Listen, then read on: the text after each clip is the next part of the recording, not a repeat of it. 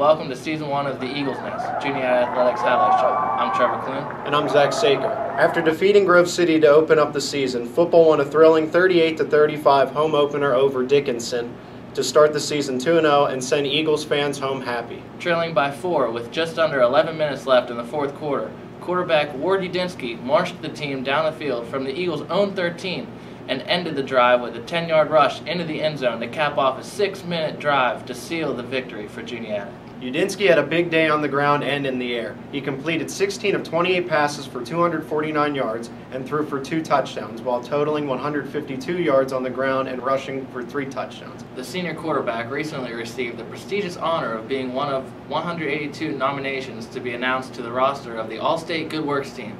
For more than 2 decades, the All-State AFCA Good Works team has been one of the most esteemed awards in college sports. The team recognizes the extra efforts made by college football players and student support staff who go the extra mile to help those in need off of the field. Since the age of 10, Udinsky has volunteered with the Lenape Valley Youth Organization. Over the last 5 years, he has helped run the CB West Youth Football Camps. 11 players from the NCAA Football Bowl subdivision and 11 players from the NCAA Championship subdivision, Divisions 2 and 3, and the NAIA were selected to comprise the 22-player team. All-State and the AFCA are looking to fans to help determine this year's 2014 All-State AFCA Good Works team captain. By visiting ESPN.com/All-State, fans can learn more about this year's team members and vote for the player who they feel best embodies the spirit of All-State AFCA Good Works team. Women's volleyball has played well to start the season. Currently ranked 8th in the nation, the team has started out 15-2 and remains undefeated in Landmark Conference play. The Eagles hosted teams from Salisbury, Christopher Newport, and Franklin Marshall, and Cortland in the A6 Invitational 2 weeks ago. Juniata only lost sets to Christopher Newport, who came from behind 2-0 to claim the match. This past weekend, the team hosted the first weekend of Landmark Conference competition in Memorial Gymnasium. The team swept Elizabethtown and Moravian to move up to 3-0 in the conference play. Kelly Reynolds had a strong weekend for Juniata with combined 50 assists, 10 digs, and 4 aces over a 2-day event. Brittany Young also played well, totaling 23 digs and 3 aces during the round robin. The Eagles will continue their season Friday night at Mary Washington.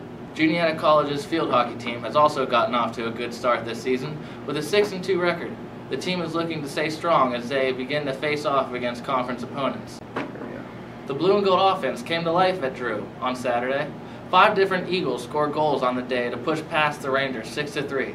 The victory gives Juniata a 1-0 start in conference play. Sarah Bilheimer assisted Katie Alexander on her 3rd goal of the season to put the Eagles on the board early. Minutes later, she assisted Brittany LaFollette, whose first goal of the season gave Juniata a 2-0 cushion.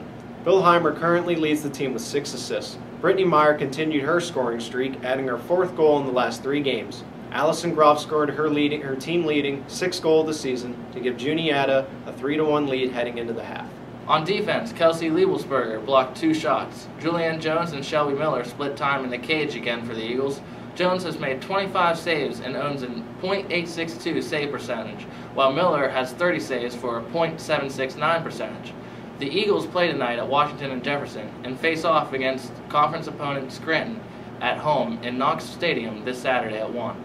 Men's soccer has hit a rough patch as of late, but after a tough game with Misericordia last night, head coach Dan Dubois is very optimistic about where his lineup is at and is looking forward to conference play this weekend. The team started the season 2-1 with victories over St. Vincent and Pitt Bradford. Chandler Steffen, Robbie Higgins, and Nick Stonewise each scored for the Eagles as Juniata won its home opener 3-0. Higgins and Stonewise have 2 goals apiece, while Donnie Meyer Arriviaga leads the team with 3. Women's soccer is 4-5-1 after winning back-to-back games last week. Freshman Lauren Locke's first collegiate goal lifted the Eagles over St. Vincent in a 1-0 match in Latrobe on Wednesday. Juniata hosted Drew on Saturday, defeating the Rangers 3-0 at Winton Hill Field. Shayna King scored her first 2 goals of the season, tying her for the team lead with Olivia Claycomb. Katie Cesar netted her first goal of the season on a penalty kick, 26 minutes into the match. Coach Scott McKenzie described the game as a defensive gem.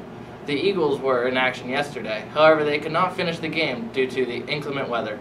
Juniata will look to get back to 500 at Scranton on Saturday. Cross-country teams got their season started at Seton Hill Griffin Classic, where the Eagles had 7 runners finish in the top 25. Matt Gutzloff and Stephen Park finished 7th and 8th for Juniata with times of 30 minutes and 36 seconds and 30 minutes and 40.9 seconds, respectively. Gutzloff and Park have been the top finishers for the men this fall. Allison Copra has run well for the Eagles and was the lone top 25 finisher for the women at Seton Hill, finishing 9th out of 58 with a time of 21 minutes and 57.2 seconds.